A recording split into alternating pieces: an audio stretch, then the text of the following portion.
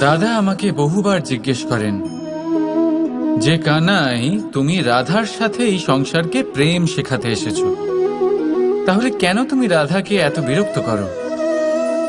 কেন ও তোমাকে বিরক্ত করে? কেন এই ঝগড়াঝাটি হয়? কেন এই টানাপোড়েন চলে? এবার এটার উত্তর আমি কিছুটা এইভাবে দিতে চাই। পিঁপড়ে সেই বাড়িতেই প্রবেশ করে যেখানে মধু উপস্থিত আছে। যদি আপনার বাড়িতে মধু থাকে, কোনো মিষ্টি জিনিস থাকে, মিষ্টত্ব থাকে, তাহলে পিঁপড়ে সেখানে অবশ্যই প্রবেশ করবে। ঠিক এই রকমই হয় আমাদের সম্পর্ক। এর মধ্যে ছোটখাটো ঝগড়াঝাটি, টানাপোড়েন, রাগ করা, মন ভাঙানো, এই সব তো চলতেই থাকে, বিশেষ করে সেই সম্পর্কগুলিতে যেখানে মিষ্টত্ব আছে।